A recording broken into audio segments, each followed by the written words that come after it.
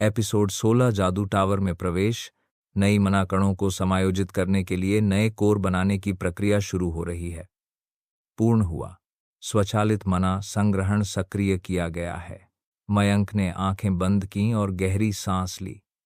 जादू टावर से निकल रही नई मना की ऊर्जा अत्यंत प्रचुर मात्रा में थी और उसने इस अवसर का भरपूर फायदा उठाते हुए जितना हो सके उतना मना अपने अंदर समेट लिया। उसने महसूस किया कि उसके मुख्य तत्वीय मना कोर के चारों ओर 4 अत्यंत छोटे क्रिस्टल बनते जा रहे थे। बिजली मना इकट्ठा करने से उसकी त्वचा में झुनझुनाहट होने लगी, जबकि विष मना ने जैसे उसकी छाती में जलन सी पैदा कर दी। हालांकि यह असहजता ज्यादा देर तक नहीं रही। वह मना जल्दी ही उसकी त्वचा से अवशोषित होकर उन नन्हे क्रिस्टलों में चली गई और उन्हें थोड़ा और बड़ा कर दिया। उधर महिला को मयंक की बात समझने में 1 मिनट का झटका लग गया था। अब जाकर वो बोली, तुम चारों मुख्य तत्वों में प्रतिभाशाली हो। हे भगवान, तभी तो तुम्हारा परीक्षण टावर मास्टर खुद कर रहे हैं। उसे पहले अजीब लगा था कि टावर मास्टर अपने व्यस्त समय से एक 5 साल के बच्चे के लिए वक्त निकाल रहे हैं। उसने सोचा था ये सिर्फ वैंडरबिल्ट नाम की वजह से है, पर अब पता चला कि ये तो जादू की दुनिया में अद्भुत प्रतिभा रखने वाले बालक की वजह से था। उसने अपने पूरे जीवन में कभी चौगुना तत्व प्रवीण, क्वाड्रुपल मास्टरी जादूगर नहीं देखा था, सिर्फ पुरानी कथाओं और दंतकथाओं में सुना था। और अब जब उसने एक सामान्य से दिखने वाले लड़के मयंक को देखा तो वह चकित रह गई। उहू, तुम टावर में आराम से बैठो।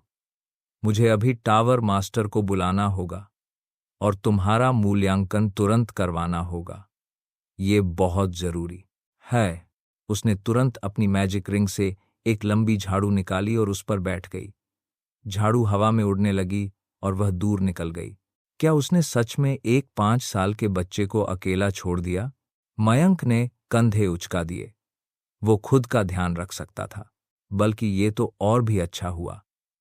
अब वो आराम से टावर में हर जादूगर को ध्यान से देख सकता था और उनके अभ्यास सत्रों से ढेर सारे जादू सीख सकता था। उत्साह से भरे चेहरे के साथ वह जादू टावर के पोर्टल जैसे द्वार की ओर बढ़ा।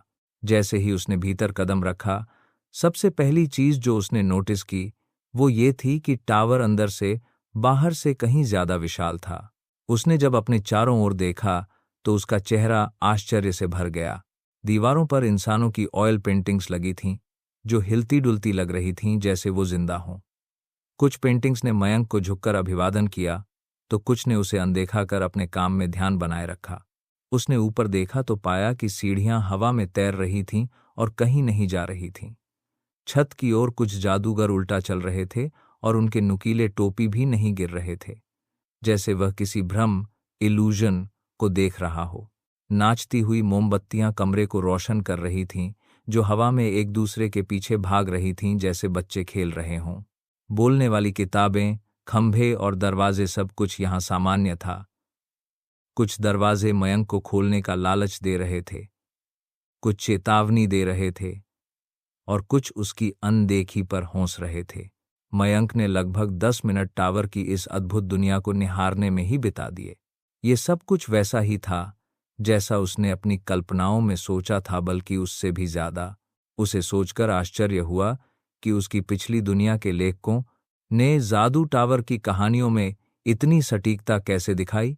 वह टावर के कक्ष में घूमते हुए अलग अलग हॉलवे की ओर देखने लगा, जो टावर के अन्य हिस्सों की ओर जा रहे थे।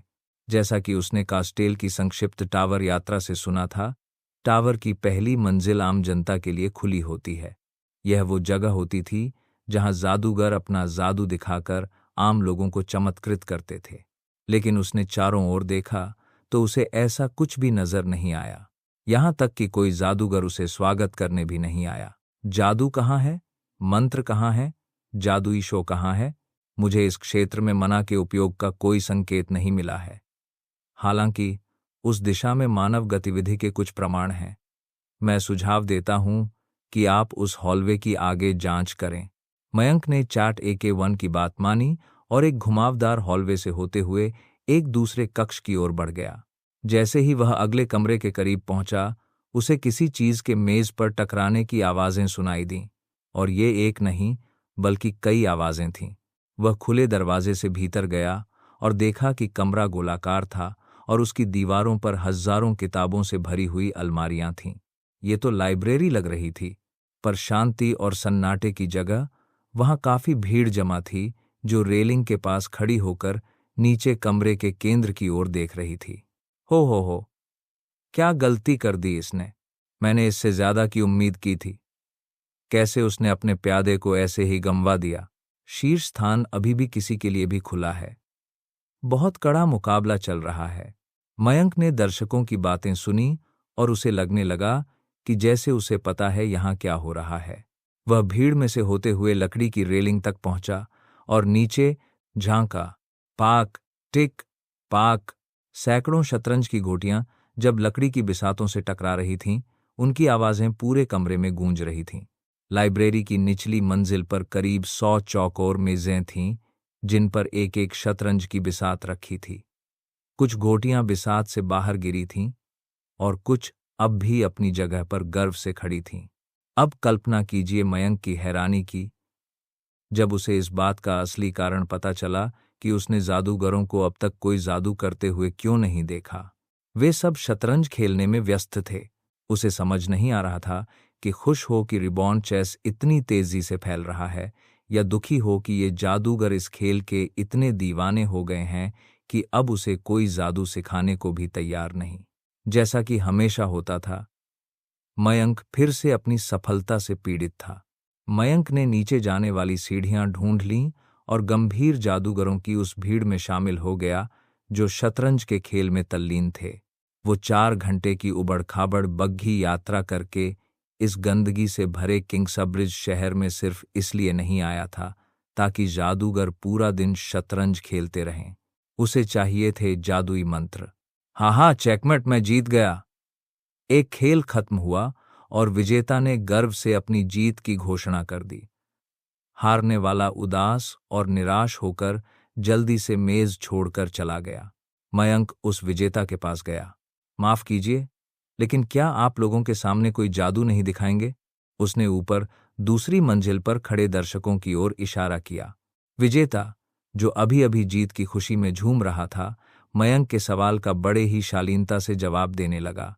अरे नहीं, अब इसकी कोई जरूरत नहीं रही, चश्मा पहने उस जादूगर ने कहा। अब हम रोज शतरंज प्रतियोगिताएं करते हैं ताकि किंग्सब्रिज के अच्छे लोगों को हमारी बुद्धिमत्ता का प्रदर्शन हो सके। आम लोग जादू को वैसे भी समझ नहीं पाते। अगर उन्हें कुछ रंगीन दिखे तो ताली बजा देते हैं, चाहे वो बस एक स्टार मंत्र ही क्यों न हो।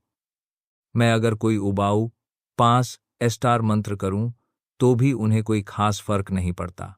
लेकिन इस शतरंज प्रतियोगिता में आम लोग भी समझ सकते हैं कि आर्काना गिल्ड के जादूगर किसी भी और पेशे के मुकाबले ज्यादा बुद्धिमान हैं।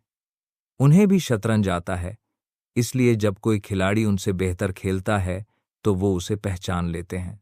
मयंक इतना निराश हुआ कि उसे कुर्सी पर बैठना पड़ा। वो बेहद उत्साहित था कि वह हर एक मंत्र का विश्लेषण करेगा जो जादूगर दिखाएंगे, लेकिन उसे पता चला कि अब वो आम जनता के लिए कोई जादू नहीं दिखाते। अगर उसने शतरंज का आविष्कार न किया होता। मयंक ने एक लंबी सांस ली। वह खुद अपनी सबसे बड़ी समस्या बन चुका था, लेकिन उसने हार मानने से इनकार कर दिया। उसने बिसात पर बिखरी हुई गोटियों की ओर देखा और उसके दिमाग में एक विचार आया। उसने सारी गोटियां इकट्ठा कीं और उन्हें सही स्थानों पर सजाया। चश्मे वाले जादूगर ने मयंक की ओर अजीब नजरों से देखा। बच्चे, मेरा अगला प्रतिद्वंदी बस आने वाला है। तुम्हें तो ये भी नहीं आता कि क्या कर रहे हो? उसे लगा मयंक बस खेल रहा है, लेकिन वह हैरान रह गया जब उसने देखा कि सारी गोटियां बिल्कुल सही जगह पर थीं। यहां तक कि क्वीन भी सही स्थान पर थी, जिसे ज्यादातर नौसिखिए भूल जाते हैं।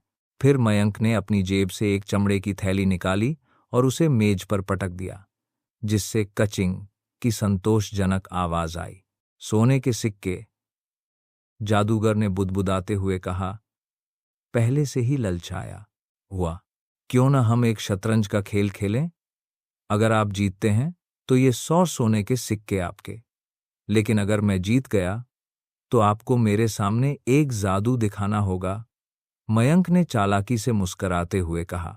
जादूगर ने मयंक को शक की नजरों से देखा। ये सब बहुत आसान लग रहा था। उसे बस एक 5 साल के बच्चे को हराना था और उसे पूरे महीने शहर में छोटे मोटे काम करने जितना इनाम मिलने वाला था। और हारने पर नुकसान भी कुछ खास नहीं, बस एक बच्चे को मंत्र दिखाना था। ये सच होने के लिए बहुत अच्छा लग रहा था। लेकिन मुझे एक नई झाड़ू खरीदनी है, जादूगर ने सोचा। फिर उसने गंभीरता से मयंक की ओर देखा। बाद में पलट नहीं सकते, उसने चेतावनी दी। नहीं पलटूंगा, मयंक ने जवाब दिया और पहली चाल चल दी। टक। कुछ ही मिनटों बाद चश्मे वाला जादूगर अपना सिर दोनों हाथों में थामे बैठा था। मयंक को अपनी घोटियां एक घोड़े और एक रुख के सहारे तहस-नहस करते हुए देख रहा था। मुझे यकीन नहीं हो रहा, मैं हार गया, वो भी एक बच्चे से। वह पूरी तरह पछाड़ दिया गया था। उसका घमंड एक पल के लिए जरूर आहत हुआ, लेकिन जैसे ही उसने उस खेल के बारे में सोचना शुरू किया, वह मयंक की रणनीतियों को लेकर बेहद जिज्ञासु हो गया, जो पहले किसी ने नहीं सोची थीं। चेकमेट, मयंक ने कहा और विरोधी राजा को बिसात से गिरा दिया। जादूगर कुछ सेकंड के लिए चुप रहा, फिर मयंक पर सवालों की बौछार कर दी। इस हिस्से में तुमने अपना ऊंट यहां क्यों चलाया? और तुम मेरी क्वीन को ले सकते थे, लेकिन तुमने नहीं लिया। मुझे अब समझ में आ रहा है कि वही मेरी हार की वजह बना, लेकिन तुम्हें वो चाल सूझी कैसे? मुझे तो लग रहा था मैं जीत रहा हूं जब तक कि मैं हार नहीं गया। मयंक ने जादूगर की आंखों में झलकती हुई शुद्ध जिज्ञासा देखी। उसे अब समझ में आया कि क्यों ऐसे बौद्धिक लोग इस खेल के इतने दीवाने हो गए थे। कभी कभी बेहतर स्थिति पाने के लिए कुछ घोटियां कुर्बान करनी पड़ती हैं। मयंक ने जवाब दिया। उसने अपने पिछले जीवन में शतरंज खेलते हुए जो सीखा था, सब कुछ उस जादूगर को समझाया, और वह आदमी बिना एक शब्द बोले चुपचाप सुनता रहा। अब वह मयंक को केवल 5 साल का बच्चा नहीं समझ रहा था। समझ गया, धन्यवाद। यह बहुत ज्ञानवर्धक था। मुझे लग रहा है कि मेरा खेल पहले से कहीं बेहतर हो गया है। मयंक ने उसकी सराहना की। स्वागत है, उसने मुस्कुराकर कहा, लेकिन जाहिर है वह अपनी शर्त को नहीं भूला था। खक। अब मेरी इनामी शर्त की बात करें। जादूगर तो अपने सीखे हुए पाठों को दिमाग में बैठाने में इतना व्यस्त था कि वह उनकी शर्त लगभग भूल ही गया था। ओ, सही कहा, मुझे तुम्हें कोई जादू दिखाना था, है ना? मयंक ने सिर हिलाया। जादूगर कुछ देर सोचता रहा कि कौन सा मंत्र दिखाया जाए। पहले की बात होती तो वह बस एक स्टार मंत्र दिखाकर चलता बनता, लेकिन अब वो मयंक के साथ ऐसा नहीं कर सकता था। नहीं, जब उसने उसे शतरंज की इतनी समझदार बातें सिखाई हों। ध्यान से देखो, ये एक 3 स्टार स्पेल है जिसका नाम है क्लाउड ऑफ डैगर्स।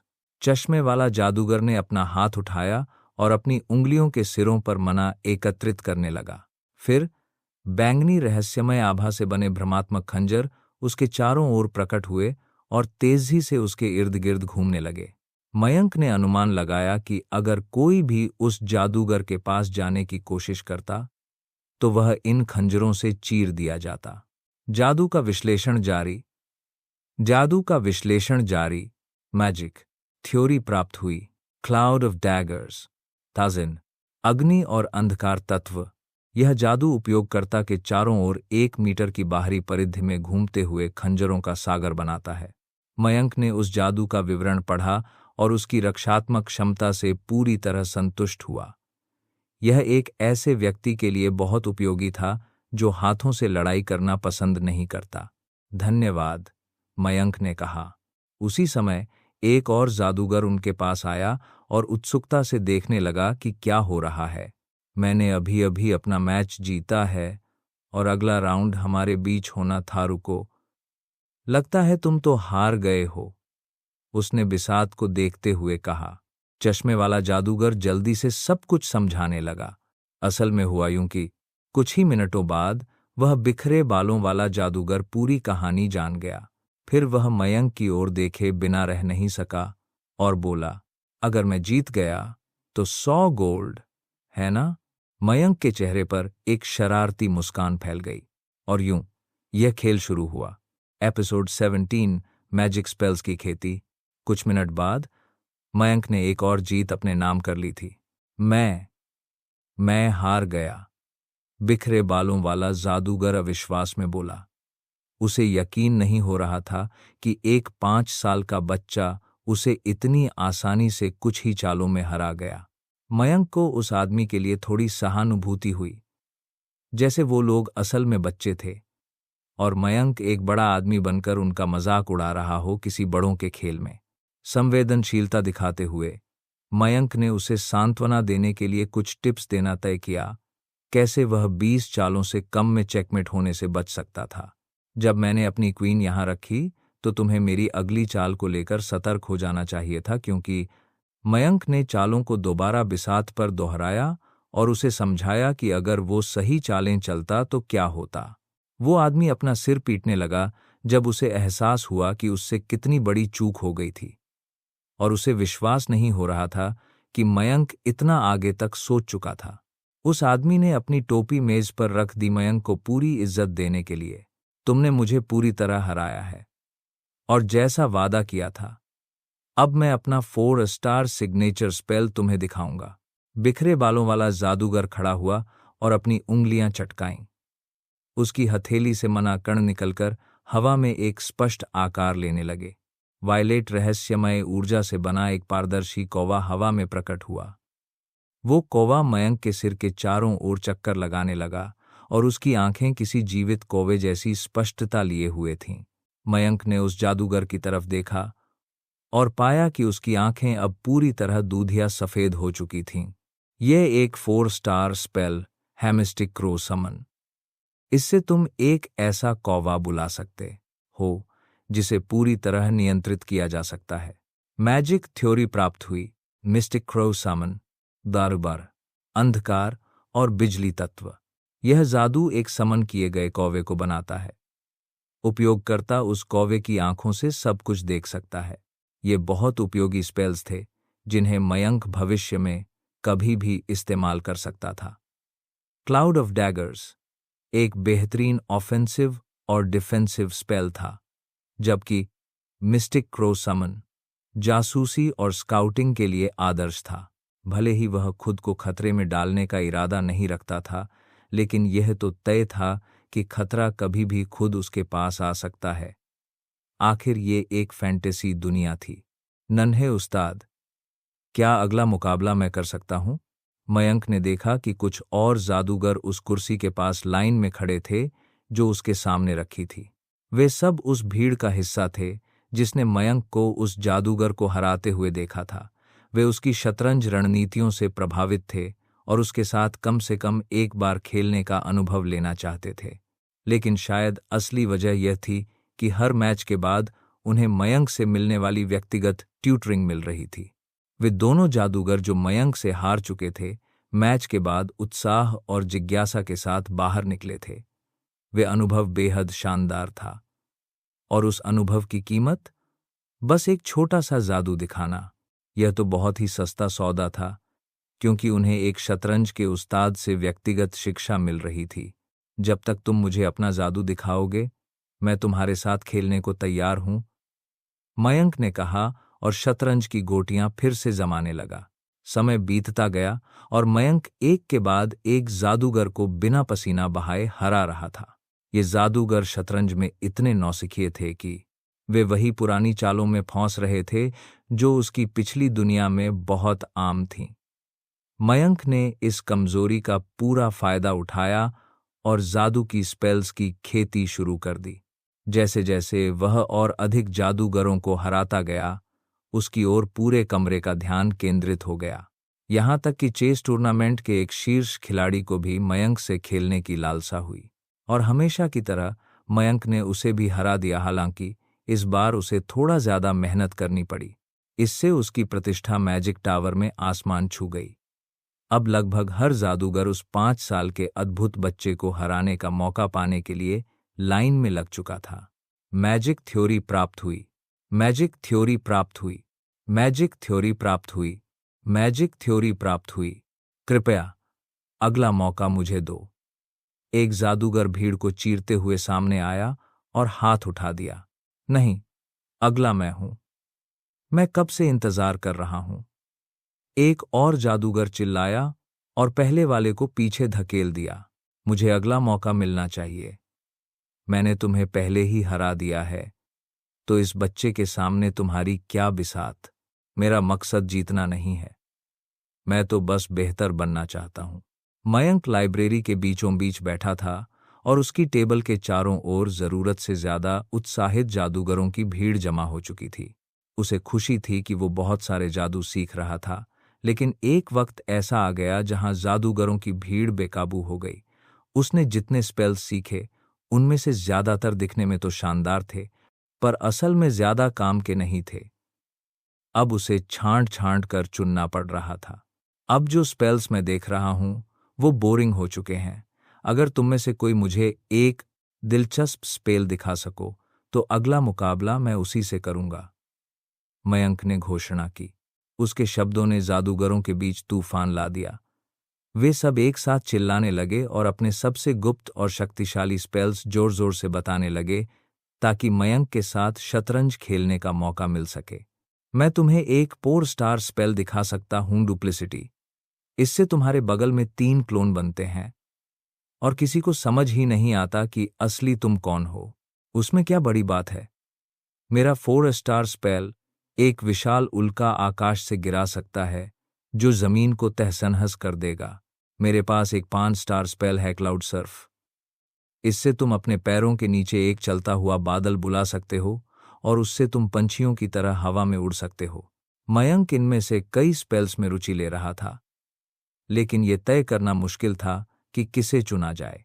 तभी सारे जादूगरों की इस शोरगुल के बीच एक शांत और वृद्ध आवाज सबको चीरती हुई मयंक तक पहुंची।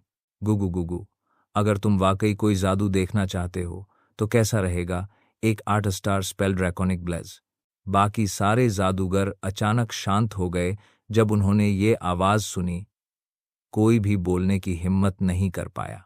धीरे धीरे सबने रास्ता बना दिया और वो बुजुर्ग व्यक्ति मयंक की ओर आराम से कदम बढ़ाते हुए आने लगा। अब तक लाइब्रेरी के चारों ओर भीड़ और भी ज्यादा बढ़ चुकी थी।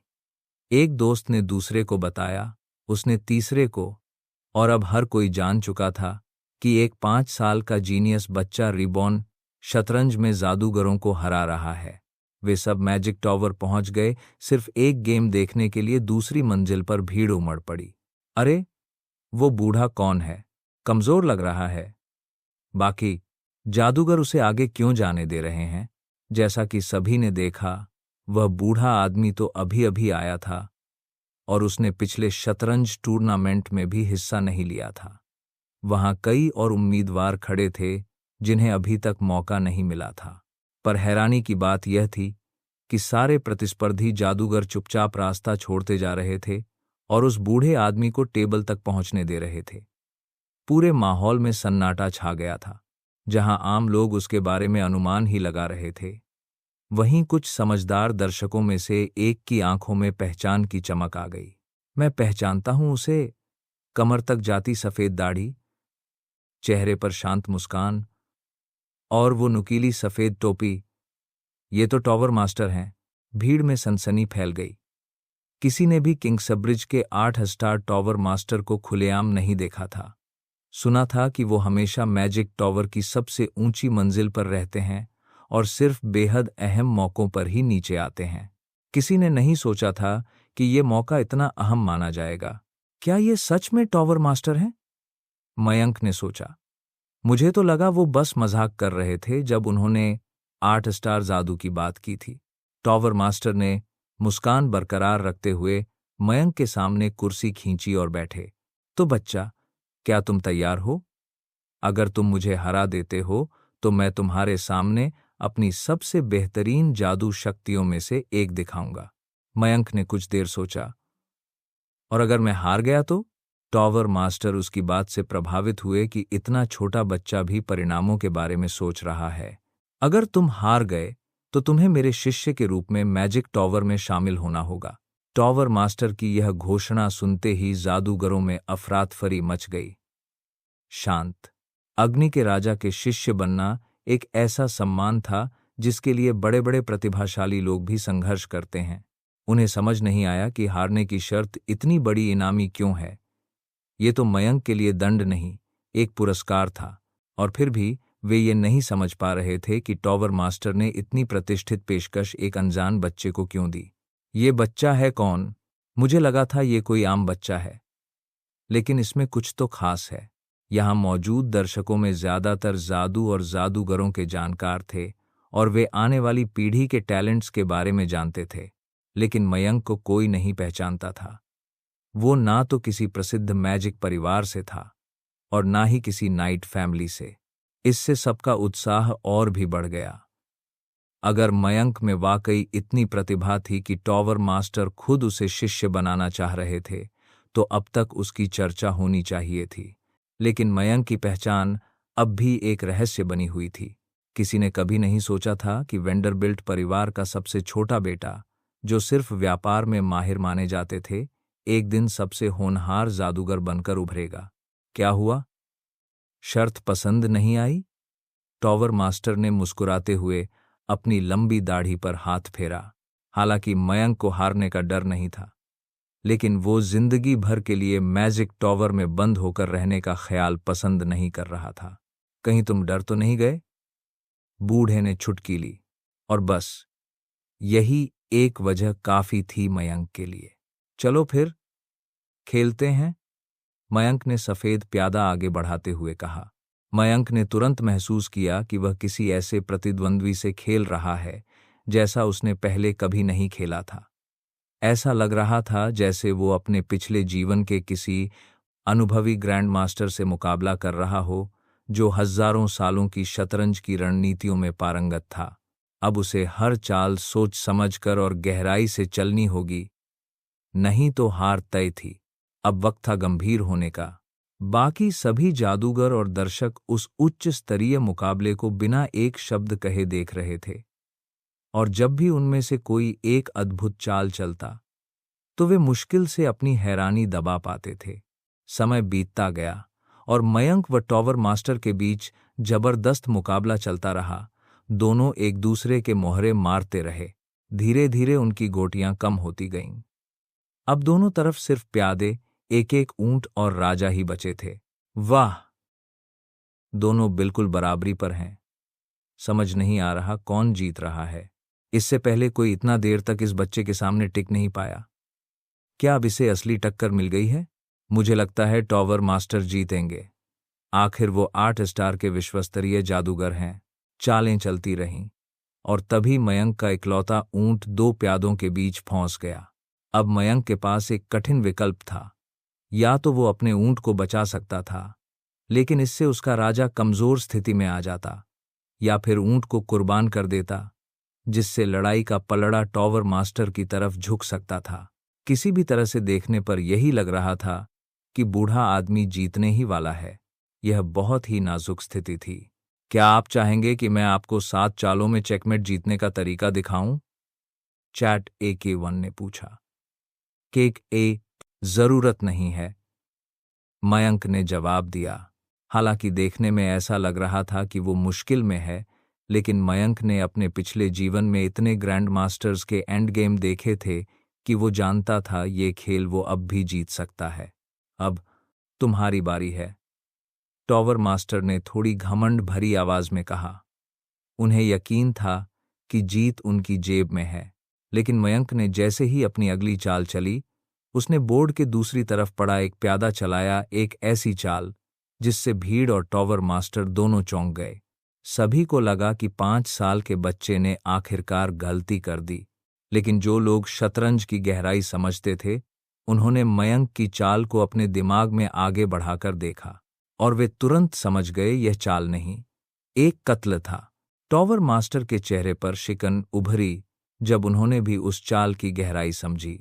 कुछ सेकंड्स बाद उनके चेहरे पर मुस्कान फैल गई, और फिर उन्होंने जोरदार ठहाका लगाया जिससे पूरी लाइब्रेरी गूंज उठी। हा हा हा हा हा, मैं हार गया। एपिसोड 18 जादुई पुस्तकालय। टॉवर मास्टर ने जब अपनी हार निश्चित देखी तो उसने खेल को आगे बढ़ाने की बजाय आत्मसमर्पण करना बेहतर समझा। चाहे वह कोई भी चाल चलता, मयंक किसी न किसी तरह उसके राजा को फांसा ही लेता। 8 स्टार जादूगर के चेहरे पर हल्की मुस्कान थी जब वह मयंक की ओर देख रहा था। उसने वेंडरबिल्ट परिवार के इस बच्चे के बारे में बहुत कुछ सुना था, लेकिन उसे ये बातें हद से ज्यादा बढ़ा चढ़ाकर कही गई लगती थीं। उसे अपनी पुरानी शिष्या लीलिया से पता चला था कि मयंक बिना जादू के बहता पानी बना सकता है, समय नापने का यंत्र बना चुका है और अपने आंगन में गर्म पानी का कुंड तक बना चुका है। लीलिया को अपने बेटे पर गर्व करने की आदत थी, इसलिए टॉवर मास्टर को लगा कि वो बातें बढ़ा चढ़ाकर कही गई होंगी। लेकिन जब उसने मयंक को अपनी आंखों से देखा और महसूस किया तो वह पूरी तरह से आश्वस्त हो गया। यह बच्चा वाकई असाधारण था। टॉवर मास्टर खुद भी रिबॉर्न चेस नाम के इस खेल का दीवाना बन चुका था और जब से यह बना था तब से लगातार खेलता आ रहा था। लोगों ने यहां तक कहना शुरू कर दिया था कि वो एकांतवासी की तरह कमरे में बंद रहता है, लेकिन सच्चाई यह थी कि वह अपने स्तर के अन्य बुद्धिजीवियों के साथ रिबॉर्न चेस खेलने में व्यस्त रहता था। यहां तक कि उसे लगने लगा था कि वह इस खेल का सबसे बेहतरीन खिलाड़ी है, पर मयंक ने उसका भ्रम तोड़ दिया। टॉवर मास्टर सिर्फ शतरंज की प्रतिभा के कारण मयंक को अपना शिष्य बनाना चाहता था ताकि उसे रोज खेलने के लिए कोई जबरदस्त प्रतिद्वंदी मिल सके। लेकिन उसने मयंक में कुछ और भी देखा। जब बच्चा खेल में पूरी तरह से ध्यान लगाए बैठा था, तब भी उसके चारों ओर की एलिमेंटल मना ऊर्जा स्वतः ही उसकी ओर खींच रही थी। ऐसा नहीं था कि वह मना को खींच रहा हो, बल्कि ऐसा लग रहा था कि ये ऊर्जा कण खुद को उसकी ओर फेंक रहे हों, जैसे ब्रह्मांड स्वयं उससे प्रेम करता हो। मानो वह एक निरंतर ध्यान की अवस्था में था और उसकी मनाकोर निरंतर मजबूत हो रही थी। टॉवर मास्टर को यह तकनीक सीखने में 20 साल लगे थे और यहाँ एक 5 साल का बच्चा उसे सहजता से कर रहा था। मयंक की प्रतिभा वाकई बेमिसाल थी। जब उसे पता चला कि मयंक के पास 4 तरह की मना मास्टरी है, तो उसने स्वयं उसे शिक्षित करने का निर्णय लिया ताकि वह उसे रहस्यमय कला की ऊंचाइयों तक पहुंचा सके। लेकिन फिर उसे एहसास हुआ कि मयंक बहुत ज्यादा प्रतिभाशाली है। उसके लिए तो जादू खुद सहज था, और यदि उसने उसे कोई दिशा देने की कोशिश की तो शायद यह उसके विकास में बाधा बन जाए। आखिरकार हर जादूगर की तरह वह भी 8 स्टार पर अटका हुआ था। आगे बढ़ने का कोई रास्ता नहीं था। वह नहीं चाहता था कि मयंक भी उसी की तरह अटक कर रह जाए। शायद मयंक को प्रकृति के अनुसार विकसित होने देना ही बेहतर था, ठीक वैसे ही जैसे पुराने काल के वे पौराणिक 9 स्टार नायकों ने किया था। मैंने अभी तक अपना परिचय नहीं दिया, टॉवर मास्टर बोला। मैं हूं सेबेरस ऑगिंडोर, किंग्सब्रिज मैजिक टॉवर का 10वां मास्टर। मयंक ने उसका हाथ थामा और अपना परिचय दिया। मैं मयंक हूं, मयंक वॉन वेंडरबिल्ट। और जैसे ही दर्शकों ने उसका उपनाम सुना, वहां हड़कंप मच गया। वेंडरबिल्ट? ये उस परिवार का सबसे छोटा बेटा है? वाह! एक वेंडरबिल्ट ने टॉवर मास्टर को रीबॉर्न चेस में हरा दिया। किसे पता था कि उस घराने ने ऐसा विलक्षण बच्चा जन्म दिया है। भीड़ की हलचल देख सेबेरस ने मयंक को एक शांत जगह पर ले जाने का प्रस्ताव दिया। चलो मेरी कक्ष में बात करते हैं, उसने कहा और अपनी उंगलियां चटकाईं। और अचानक मयंक ने खुद को एक बिल्कुल अलग कमरे में पाया, उस शोरगुल भरे पुस्तकालय और शतरंज के भूखे जादूगरों से दूर। Instant teleportation? मयंक ने सोचा। चैट AK1, तुमने इसका विश्लेषण किया?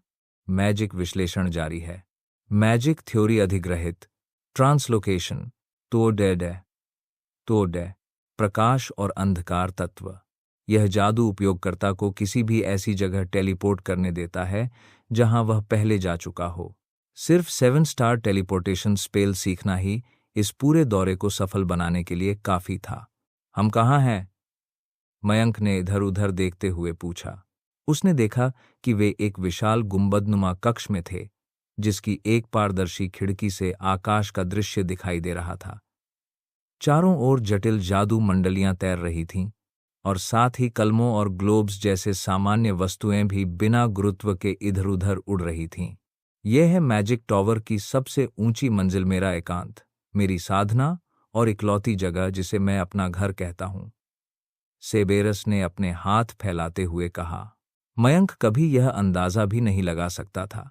यह कक्ष किसी कमरे जैसा नहीं लग रहा था, बल्कि एक अंतरिक्ष वेधशाला जैसा लग रहा था। यहां तक कि यहां सोने के लिए कोई बिस्तर तक नहीं था। वो क्या है? मयंक ने पूछा, जब उसने कमरे के केंद्र की ओर इशारा किया, जहां ढेर सारी चमकती हुई रोशनियां एक दूसरे से जुड़ी हुई थीं, आपस में काटती हुई रेखाओं के जरिए। यह बिल्कुल वैसा ही लग रहा था जैसा उसने अपनी पिछली जिंदगी में साइंस फिक्शन फिल्मों में देखा था, एक वर्चुअल न्यूरल नेटवर्क की प्रोजेक्शन की तरह। वह एक पुस्तकालय है, सेबेरस ने समझाया। मैजिक टॉवर ने वर्षों से जो भी किताबें, स्क्रॉल्स और ज्ञान इकट्ठा किया है, वह सब यहां मौजूद है। मयंक उस जादुई पुस्तकालय को देखता रह गया, आश्चर्य और विस्मय से। यह इस फैंटेसी दुनिया का कंप्यूटर जैसा लग रहा था, शायद उससे भी ज्यादा जटिल, क्योंकि जादू केवल एक और शून्य का खेल नहीं था, उससे कहीं आगे की चीज थी। मैंने तुम्हें 8 स्टार मैजिक स्पेल दिखाने का वादा किया था, लेकिन अब मैं तुम्हें उससे कहीं बेहतर अवसर देने जा रहा हूं। तुम बेहतर जादू सीखना चाहते हो, है ना? तो शुरुआत भी सबसे सही जगह से होनी चाहिए। मैं तुम्हें इस दुनिया के सबसे बेहतरीन जादुई मंत्रों तक पहुंच दे सकता हूं, आसान 1 स्टार से लेकर बेहद कठिन 8 स्टार तक। भविष्य में तुम इस मैजिक टॉवर में आ सकते हो और इस जादुई पुस्तकालय तक पहुंचकर रहस्यमय कलाओं में पारंगत हो सकते हो। सेबेरस का प्रस्ताव पहले के सौदे से कहीं ज्यादा अच्छा था, इसलिए मयंक का उसे स्वीकार करने का मन बन गया, क्योंकि इस पुस्तकालय में टॉवर के इतिहास भर के सभी जादुई मंत्र संग्रहित थे। मयंक को लंबे समय में इनसे भारी लाभ होने वाला था। लेकिन तभी एक विचार उसके मन में कौंधा। वह विचार इतना चौंकाने वाला था कि उसकी रीढ़ की हड्डी में एक झटका सा दौड़ गया। वह कल्पना इतनी साहसी और मोहक थी कि उसका शरीर खुद ब खुद उसकी ओर खिंचता चला गया। मयंक आगे बढ़ा। उसकी आंखें पुस्तकालय के चलते फिरते बिंदुओं और रेखाओं को घूरती रहीं। उसने अपना हाथ उठाया और एक चमकते हुए बिंदु को छू लिया। जैसे ही उसकी उंगलियां उस नेटवर्क से टकराईं, एक वास्तविकता की लहर पूरे जादुई पुस्तकालय में फैल गई, मानो किसी शांत सरोवर को किसी पक्षी की चोंच ने छू लिया हो। अचानक मैजिक लाइब्रेरी की सारी जानकारी उसके हाथों के जरिए उसके मस्तिष्क में प्रवाहित होने लगी। मैजिक पुस्तकालय से कनेक्ट किया जा रहा है, डेटा डाउनलोड हो रहा है। चेतावनी, आपके मस्तिष्क में अत्यधिक जानकारी का प्रवाह हो रहा है। आपके शरीर को सुरक्षा के लिए आपातकालीन रूप से बंद किया जा रहा है। मयंक ने देखा कि उसकी दुनिया अंधेरे में डूबती जा रही है और उसका शरीर जमीन पर गिर पड़ा। सॉफ्टवेयर अपडेट हो रहा है। सुप्रीम स्किल प्राप्त हुआ। आपातकालीन शटडाउन हटाया जा रहा है। 3, 2, 1। मयंक को होश आने लगा और सबसे पहली चीज जो उसने महसूस की वह उसके सीने में भारीपन था। ऐसा लग रहा था जैसे उसकी पसलियां टूटने वाली हों। क्या मैं फिर से मर रहा हूं? ओ मयंक, तुम्हें क्या हो गया था? मयंक को लगा कि वह फिर से भगवान से मिलने वाला है, पुनर्जन्म के सिर्फ 5 साल बाद ही, लेकिन उसकी मां की रोती हुई आवाज ने उसे हकीकत में वापस खींच लिया। उसने धीरे धीरे अपनी आंखें खोलीं, बिल्कुल वैसे ही जैसे उसने 5 साल पहले अपने जन्म के वक्त खोली थीं। मां? लिलिया ने उसका सिर अपने सीने से लगाकर कसकर पकड़ रखा था, जैसे मृत्यु भी उसके बेटे को उससे अलग नहीं कर सकती। वही थी जो उसके सीने पर इतना बोझ महसूस करवा रही थी। ओह मयंक, तुम जाग गए। लिलिया की आंखों में चमक आ गई जब उसने अपने बेटे की आंखें खुलते देखीं। उसने तुरंत उसका सिर अपने हाथों में भर लिया, लगभग उसे घुटन में डालते हुए। लिलिया, अभी अभी होश में आया है लड़का, उसे इतना कसकर पकड़ना शायद अच्छा आइडिया नहीं है। मयंक ने सेबेरस की आवाज सुनी, लेकिन उसे देख नहीं पाया, क्योंकि उसकी मां ने उसे पूरी तरह ढक रखा था। हम्फ, ये सब तुम्हारी गलती है, बूढ़े। हमने बस आधे दिन के लिए इसे तुम्हारे पास छोड़ा और तुमने इसे बेहोश कर दिया। हम दोबारा इस जगह कभी नहीं लौटेंगे। लिलिया ने क्रोधित होकर 8 स्टार विजार्ड से ऐसे बात की जैसे वह कोई तुच्छ कीड़ा हो। प्लीज प्रिया, भले ही वो तुम्हारे गुरु थे, लेकिन टॉवर मास्टर से इस तरह बात करना ठीक नहीं है। बार्ट ने अपनी पत्नी को समझाने की कोशिश की, लेकिन मयंक की अचानक तबीयत बिगड़ने के बाद वह बेहद भावुक हो गई थी। नहीं, ये ठीक है, सेबेरस ने गलती मानते हुए कहा। मुझे नहीं पता था कि वह मैजिक लाइब्रेरी को छूते ही बेहोश हो जाएगा। ऐसा मैंने पहले कभी नहीं देखा और इसके लिए मैं क्षमा चाहता हूं। मयंक खुद भी नहीं समझ पा रहा था कि उसके साथ क्या हुआ। उसे आखिरी बार बस इतना याद था कि उसके पूरे शरीर में बुखार जैसा तेज ताप महसूस हुआ था, जैसे आग लग गई हो। उसका सिर ऐसे फूल रहा था जैसे वह घंटों उल्टा खड़ा रहा हो और सारा खून दिमाग में इकट्ठा हो गया हो। उसे लगा था कि उसका सिर फटने ही वाला है, पर उसके बाद कुछ भी याद नहीं। अरे चैट JK1, मेरे साथ क्या हुआ जब मैंने मैजिक लाइब्रेरी को छुआ? नमस्कार मयंक। अचानक सब कुछ अजीब लगा।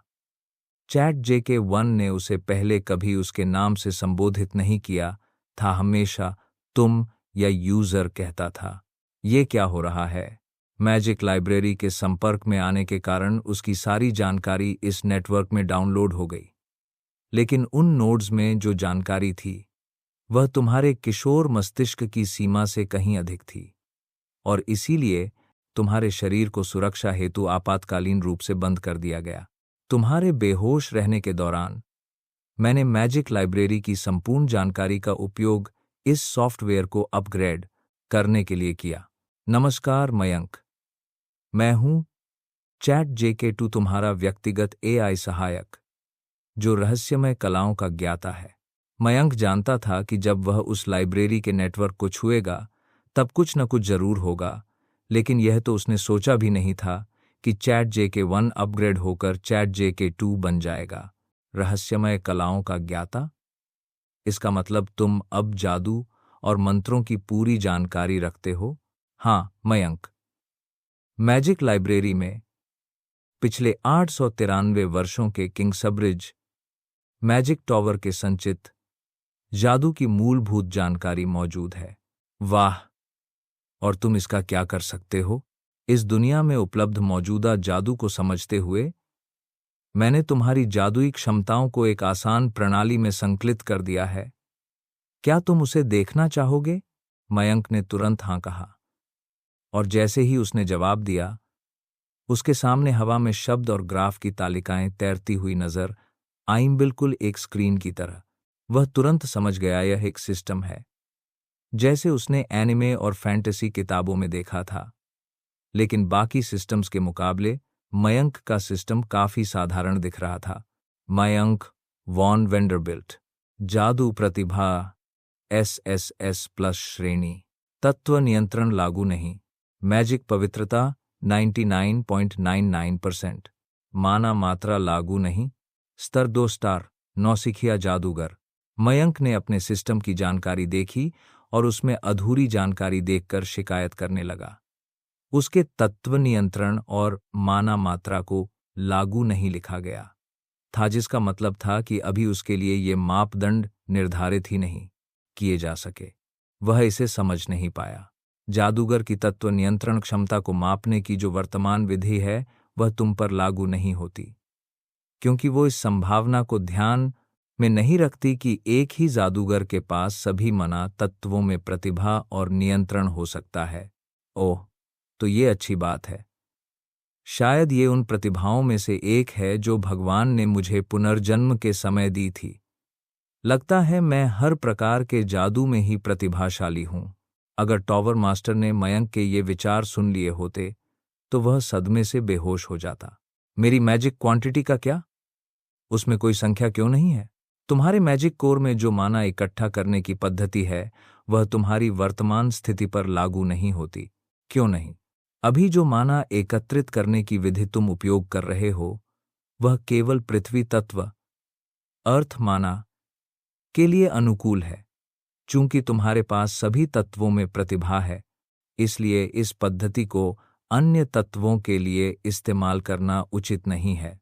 मैजिक लाइब्रेरी में अन्य तत्वों के लिए विशेष ध्यान से तैयार की गई ध्यान तकनीकें, मेडिटेशन टेक्निक्स मौजूद हैं, लेकिन हर तत्व के लिए अलग अलग ध्यान विधि का उपयोग करना अव्यावहारिक है। मैजिक लाइब्रेरी से प्राप्त रहस्यमय ज्ञान का उपयोग करते हुए सभी मना एकत्रण विधियों का एक समन्वित संस्करण इस सॉफ्टवेयर अपडेट के दौरान तैयार किया गया है।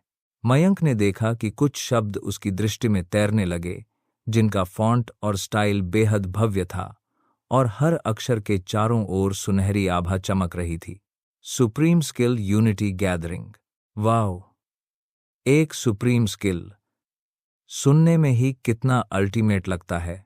सुप्रीम स्किल यूनिटी गैदरिंग तुम्हें अपने आसपास के किसी भी और सभी मना को एकत्रित करने की अनुमति देती है, बिना उन्हें अपने कोर में संग्रहित करने की आवश्यकता के।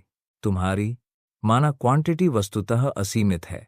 तुम्हें अपने चारों ओर की माना का अद्वितीय बोध है और कोई भी मंत्र तुम्हें उसे देखने से नहीं रोक सकता।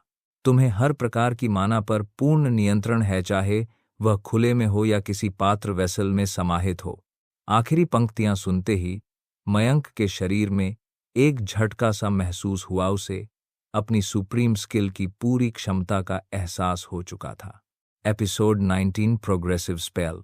अगर ये शब्द सच में वैसे ही काम करते हैं जैसे मयंक ने सोचा, तो ये अब तक की सबसे टूटी हुई ओवरपावर्ड स्किल हो सकती है। Chat AK2। क्या मेरी सुप्रीम स्किल मुझे वो मना भी नियंत्रित करने की अनुमति देती है जो मेरी नहीं है? यह सही है। तुम अन्य जीवों की माना पर भी प्रभाव डाल सकते हो। उस माना पर तुम्हारा नियंत्रण कितना प्रभावी होगा, यह तुम्हारी स्पेल मास्टरी और उनके बीच के अंतर पर निर्भर करेगा। मयंक को मानना पड़ा कि जो सुप्रीम स्किल उसे मिली है, वो किसी भी एनीमे या फैंटेसी किताब के चीट कोड जैसी है। अगर वह किसी की भी माना नियंत्रित कर सकता है, तो वह किसी भी स्पेल को कास्ट होने से पहले ही बिगाड़ सकता है, या और भी बेहतर, उस जादू को पलटकर उसी व्यक्ति पर चला सकता है जिसने उसे कास्ट किया था। तो यही है सुप्रीम स्किल। मुझे हैरानी है कि तुमने अकेले ही इतनी ताकतवर स्किल बना दी। Chat AK2। यह सॉफ्टवेयर अपडेट के लाभों में से एक है। तो क्या इसका मतलब है कि तुम वो कोई भी स्पेल बना सकते हो जो मैं सोचूं? क्या तुम हर आइडिया को एक जादू में बदल सकते हो? नई स्पेल्स का सिंथेसिस संभव है, लेकिन ये केवल 3 स्टार और उससे नीचे की जादुई तकनीकों तक सीमित है। इस मैजिक लाइब्रेरी में बहुत सारा ज्ञान है, लेकिन फिर भी इसमें कई महत्वपूर्ण जानकारियां अधूरी हैं। 3 स्टार से ऊपर की नई स्पेल्स को बनाने के लिए एक नया सॉफ्टवेयर अपडेट आवश्यक होगा। किसी अन्य स्रोत जैसे कोई और मैजिक लाइब्रेरी से नई जानकारी प्राप्त करना अगले अपडेट में मददगार साबित होगा। फिर चैट AK2 ने मयंक की दृष्टि में एक प्रगति पट्टी, प्रोग्रेस बार, दिखाई। अगले अपडेट की प्रगति 0%। मानो चैट AK2 खुद कह रहा हो, मुझे और रहस्यमय ज्ञान दो। बिल्कुल, मयंक खुद भी इसके लिए पूरी तरह प्रेरित था। आखिरकार, जितना ताकतवर उसका AI या असिस्टेंट होगा, उतनी ही आसान उसकी जिंदगी होगी। उदाहरण के तौर पर, इस बार उसे सुप्रीम स्किल मिली। वह सोच भी नहीं सकता कि अगले अपडेट में क्या क्या मिलेगा। मयंक ने मन ही मन निर्णय लिया कि वह भविष्य में और अधिक जादुई ज्ञान के स्रोत ढूंढेगा। ओ बेटा, तुम्हें क्या हो गया है? लीलिया ने देखा कि मयंक शून्य में घूर रहा है और उन्हें लगा कि कहीं कुछ फिर से गड़बड़ न हो गई हो। मयंक ने तुरंत चैट AK2 पर से ध्यान हटाया और वर्तमान में लौट आया, और पहली चीज जो उसने महसूस की वह थी उसे अब टॉवर मास्टर के कक्ष में मौजूद सारी माना स्पष्ट रूप से दिखाई दे रही थी। माना छोटे छोटे कंपन करते धागों से बने धुंधले सूक्ष्म गोले जैसे दिख रहे थे, और जैसे ही उसने उस माना को देखा, उसे लगा जैसे वो माना भी उसे देख रही हो, जैसे ये पहली बार हो कि किसी ने उन्हें इतनी स्पष्टता से देखा हो।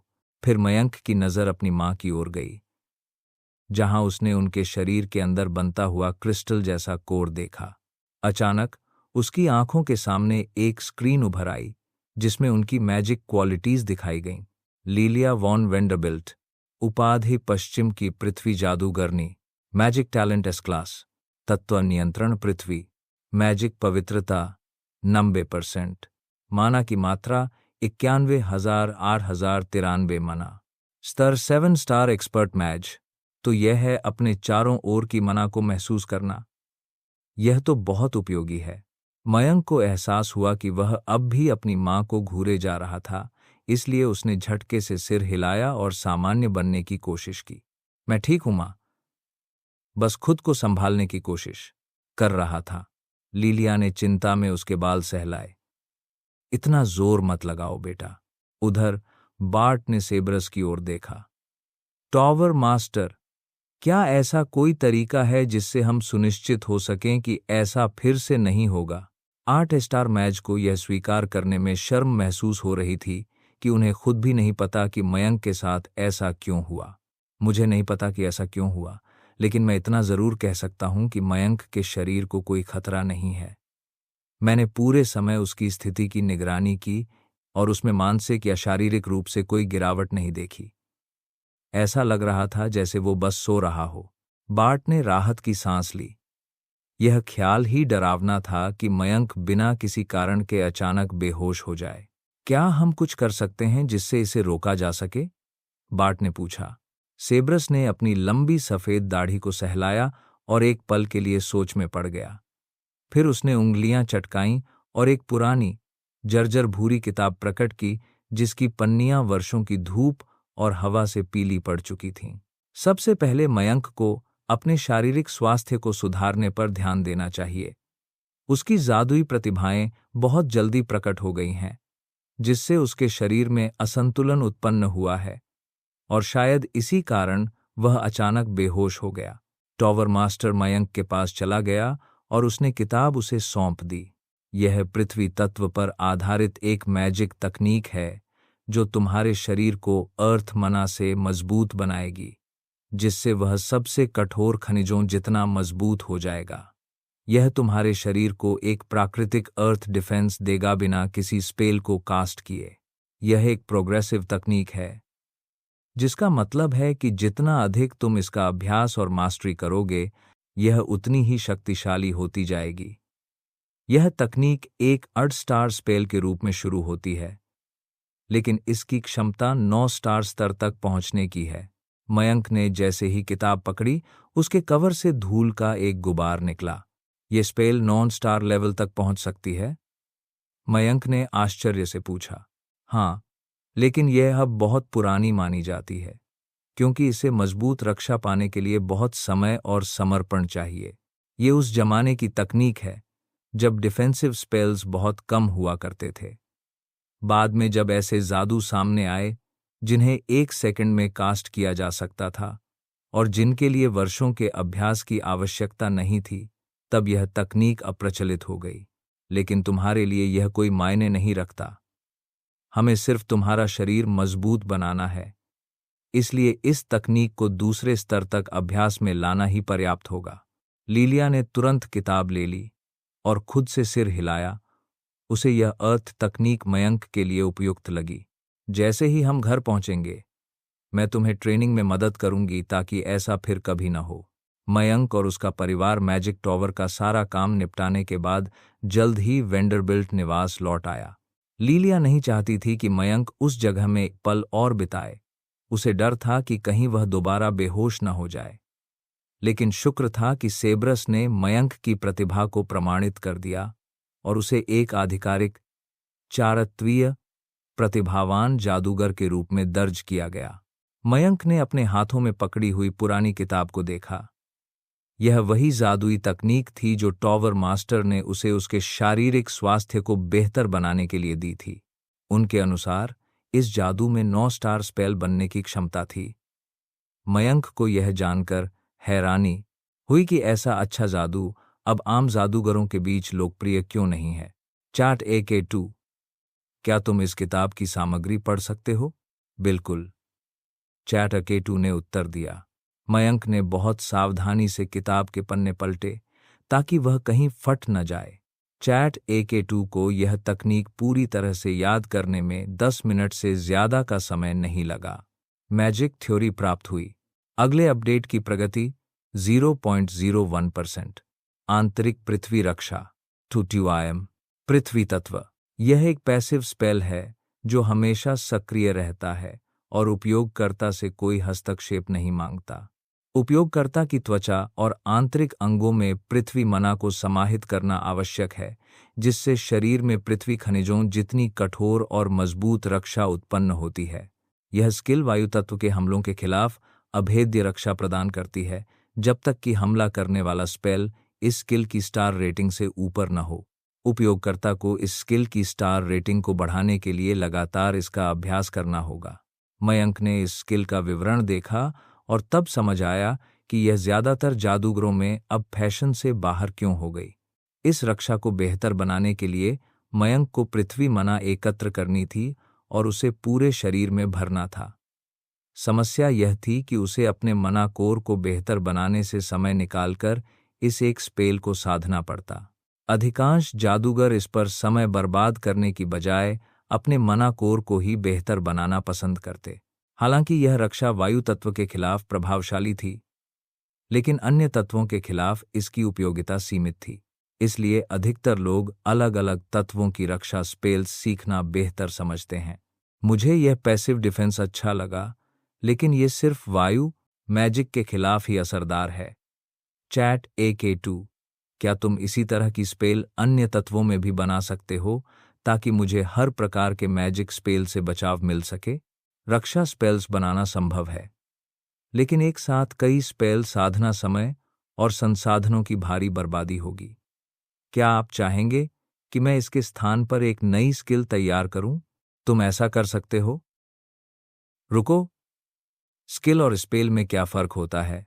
मयंक को सुप्रीम स्किल प्राप्त हुई थी, लेकिन तब उसने इस बारे में ज्यादा नहीं सोचा था क्योंकि वह बहुत शक्तिशाली लग रही थी।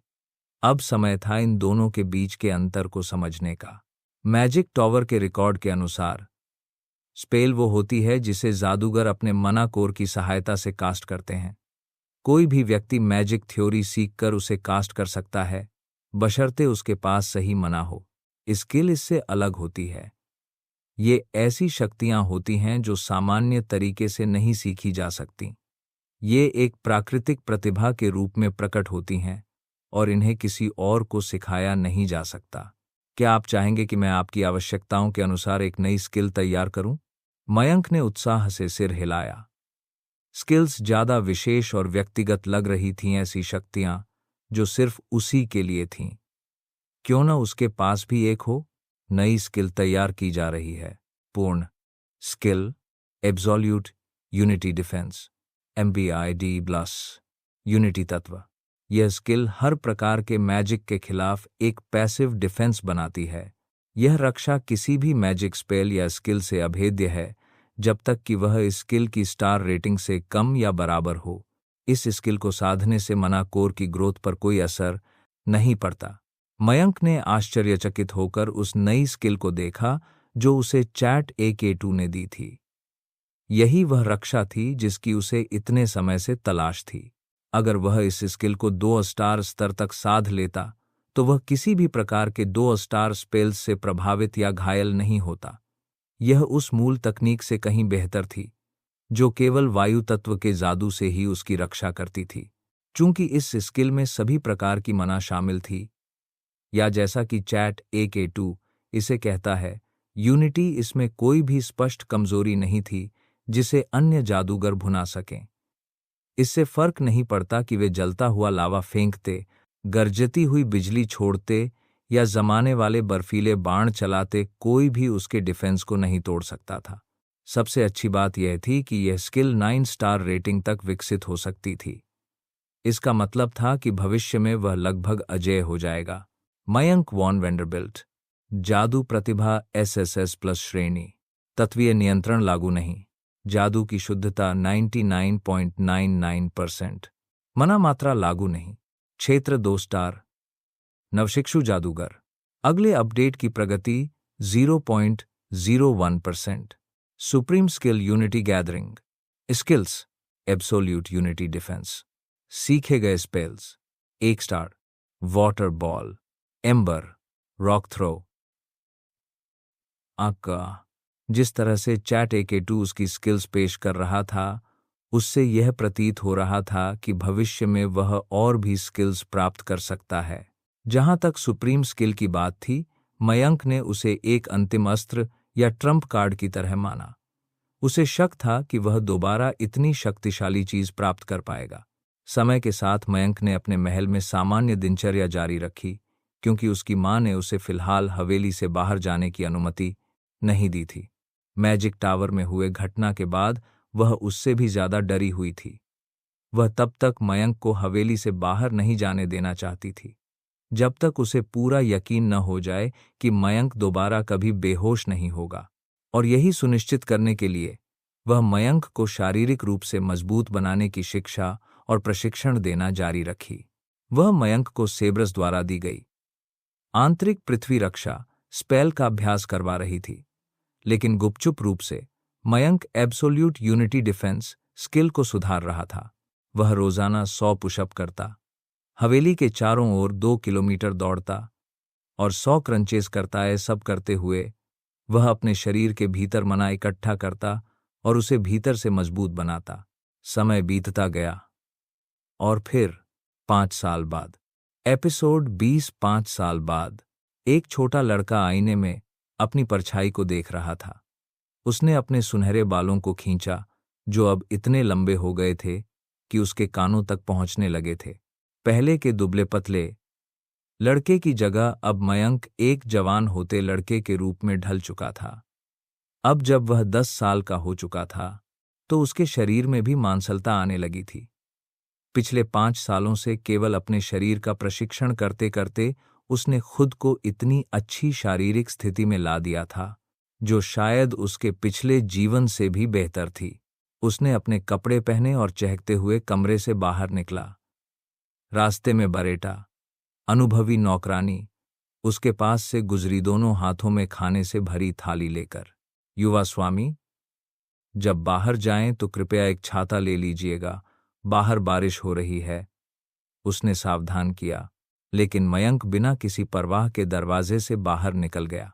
जैसे बरेटा ने कहा था, बाहर अच्छी खासी बारिश हो रही थी, जबकि आसमान तो बिल्कुल साफ नजर आ रहा था। हालांकि इससे कोई फर्क नहीं पड़ा। मयंक ने जैसे ही बाहर कदम रखा, बारिश की बूंदें उसके शरीर से 1 इंच पहले ही रुक गईं। एक अजीब, लगभग अदृश्य इंद्रधनुषी परत ने उसके बालों और कपड़ों को भीगने से रोक लिया। मयंक ने अपनी एब्सोल्यूट यूनिटी डिफेंस स्किल को 4 स्टार स्तर तक साध लिया था, जिसका मतलब था कि वह 4थे स्तर से नीचे की किसी भी जादू से अजेय था।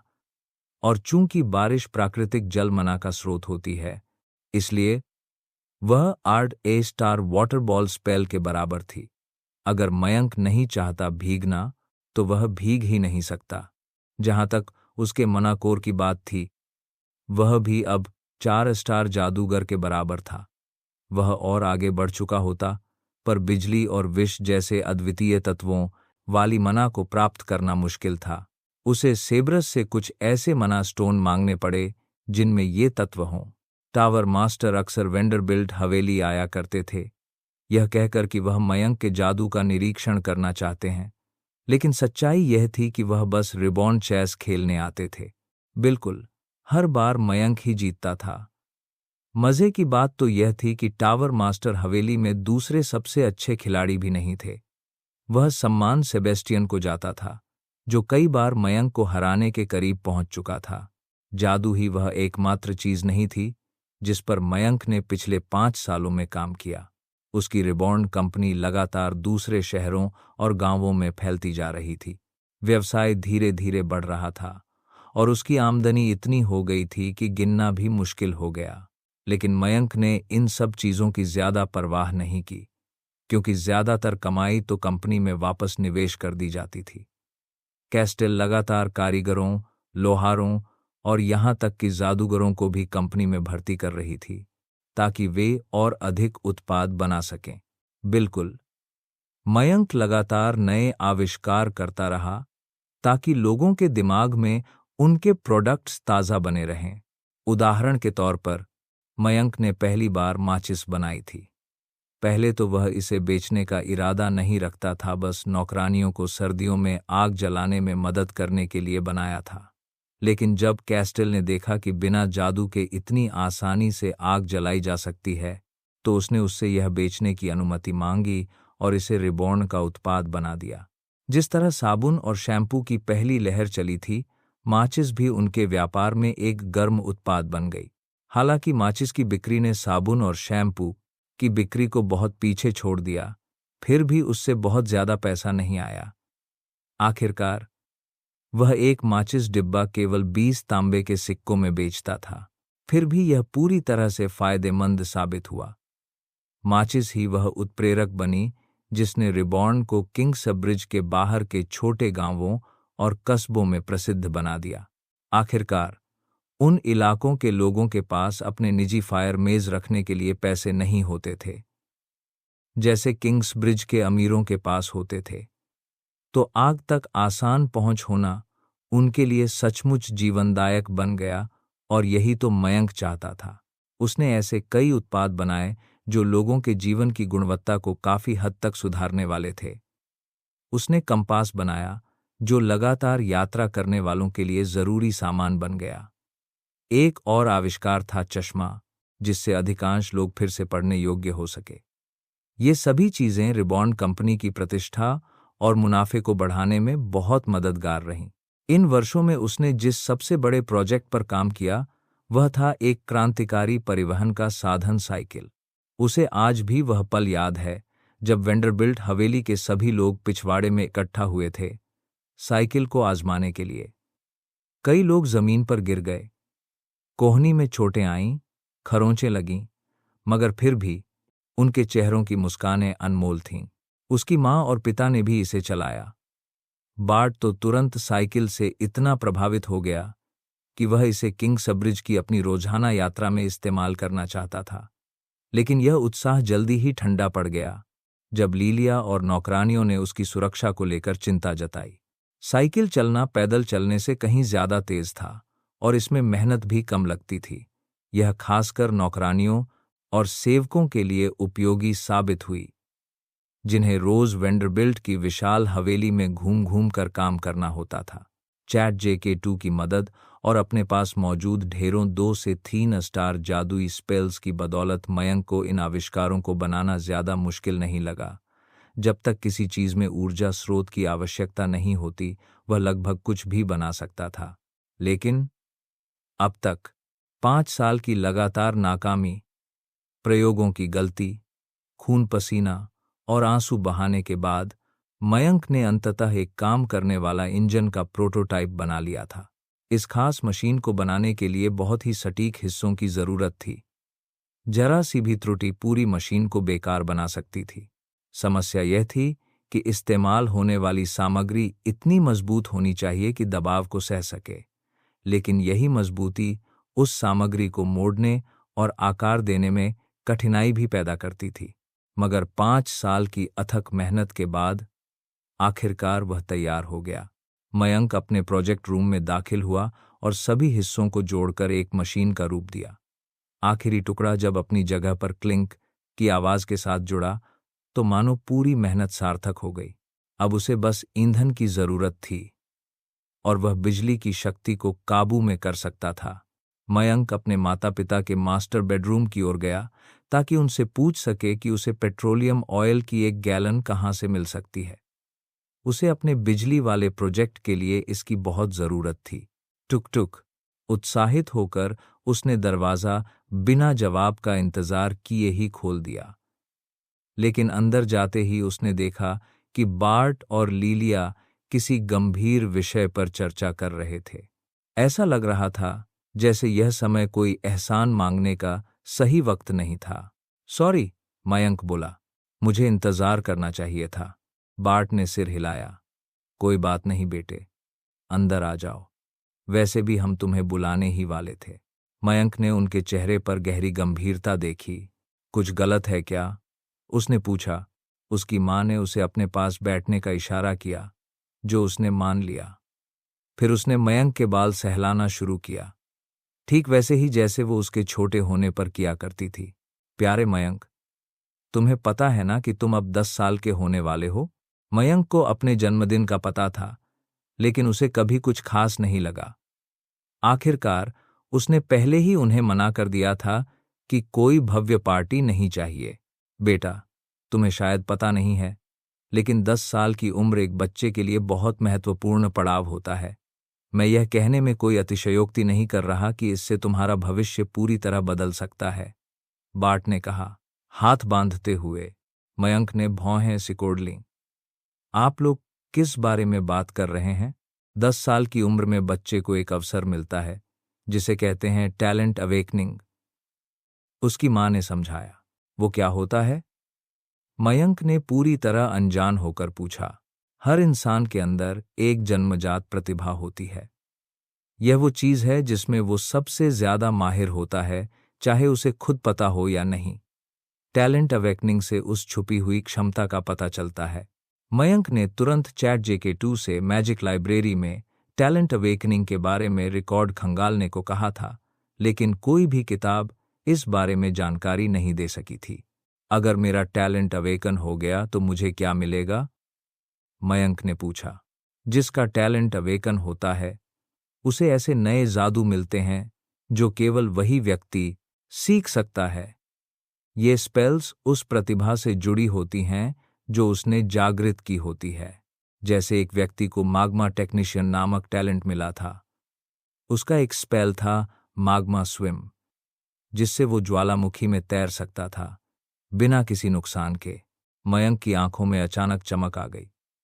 उसकी मां की ये बातें उसे कुछ याद दिला रही थीं। ये जो अद्वितीय जादू लोग अपनी प्रतिभा से पाते हैं, उन्हें स्किल कहा जाता है। मयंक की आंखें खुल गईं। ये ठीक वही बात थी जो ChatGPT ने उसे बताई थी, स्पेल और स्किल के बीच के अंतर को लेकर। उसे नहीं पता था कि लोगों को स्किल्स उनके टैलेंट से मिलती हैं।